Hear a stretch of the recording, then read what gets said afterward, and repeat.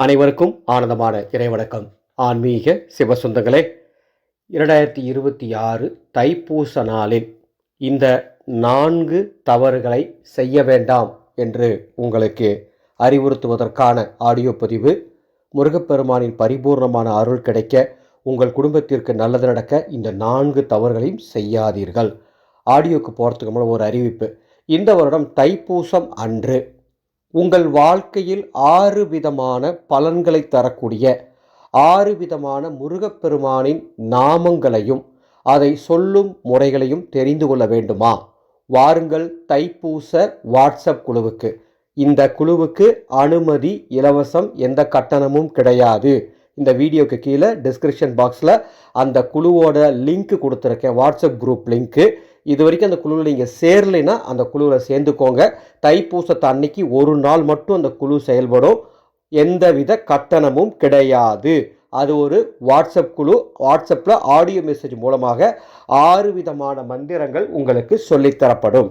தைப்பூச நாளில் முருகப்பெருமானின் அருளை பெறுவதற்கு நம்ம வீட்டில் நம்ம எப்படி பூஜை செய்யணும், விரதம் எப்படி இருக்கணும், என்ன மந்திரம் சொல்லணும் அப்படின்னு ஏற்கனவே தெளிவாக ஒரு ஆடியோ நம்ம சேனலில் கொடுத்துட்டேன்.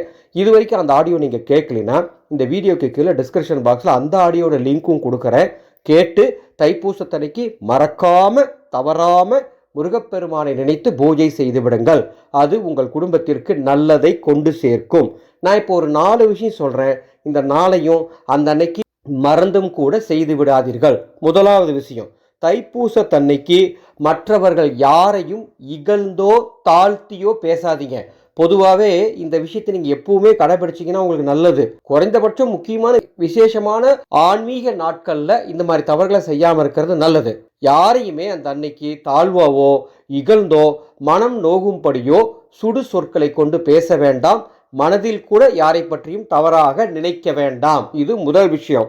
இரண்டாவது விஷயம், தைப்பூசத்தன்னைக்கு ஆங்காங்கே அன்னதானங்கள் வழங்கப்படும். முருகப்பெருமான் ஆலயம் மற்றும் முருகப்பெருமான் ஆலயத்துக்கு நடைபயணமாக போகிறவங்களுக்கு அன்னதானங்கள் நிறைய கொடுப்பாங்க. அந்த மாதிரி அன்னதான சாப்பாடு வாங்கி நீங்கள் சாப்பிட்றதா இருந்தால் உங்களுக்கு எவ்வளவு சாப்பாடு வேணுமோ அதை மட்டும் வாங்கி சாப்பிடுங்க. சாப்பாட்டை விரயம் பண்ணாதீங்க. அடியேன் பல முருகப்பெருமான் ஆலயங்களுக்கு சென்று வந்தேன் கடந்த ஒரு 10-12 நாட்கள்ல. அடியேன் கண்ட காட்சி எல்லாம் கொடுமை. அன்னதான சாப்பாட்டை அவ்வளவு விரயம் பண்றாங்க. நிறைய வாங்கிக்கிறது, அதை அப்படியே கொட்டிடுறாங்க. அன்பு கூர்ந்து அன்னதான சாப்பாட்டையும் சரி, உங்க வீட்டில் நீங்க சமைக்கிற சாப்பாட்டையும் சரி, தைப்பூச அன்னைக்கு விரயம் பண்ணாதீங்க. முருகப்பெருமானுடைய கோபத்துக்கு ஆளாவீர்கள். மூன்றாவது, தைப்பூசத்தன்னைக்கு சுத்தமாக இருக்க வேண்டும். உடல் சுத்தம் மற்றும் மன சுத்தம், இது ரொம்ப முக்கியம்.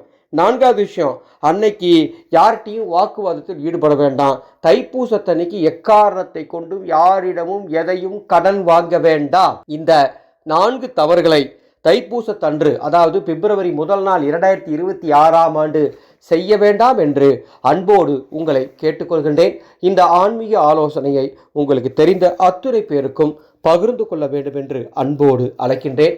அன்பு சொந்தங்களே, தைப்பூசம் நமது ஆனந்தோலி அறக்கட்டளையின் அன்ன சேவா அமைப்பு தைப்பூசத்தன்னைக்கு மிக சிறப்பாக உணவு தானம் செய்யறதுக்கு ஏற்பாடு பண்ணிட்டு இருக்கோம்.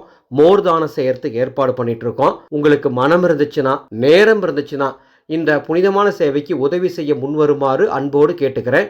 நீங்கள் தரும் ஒரு சிறிய தொகை சில உயிர்களுக்கு உணவுக்கு பயன்படும். டிஸ்பிளேல எனது அறக்கட்டளையினுடைய கூகுள் பே, ஃபோன்பே நம்பர் கொடுத்துருக்கேன். இந்த வீடியோ இருக்கிற டிஸ்கிரிப்ஷன் பாக்ஸ்லையும் எங்களது அறக்கட்டளையின் வங்கி கணக்கின் தரப்பட்டுள்ளது. மனமிருந்தால் உதவுங்கள். கந்த கடவுளின் அருள் உங்கள் குடும்பத்திற்கு கிடைக்கும். நல்லதே உங்களுக்கு நடக்கும்.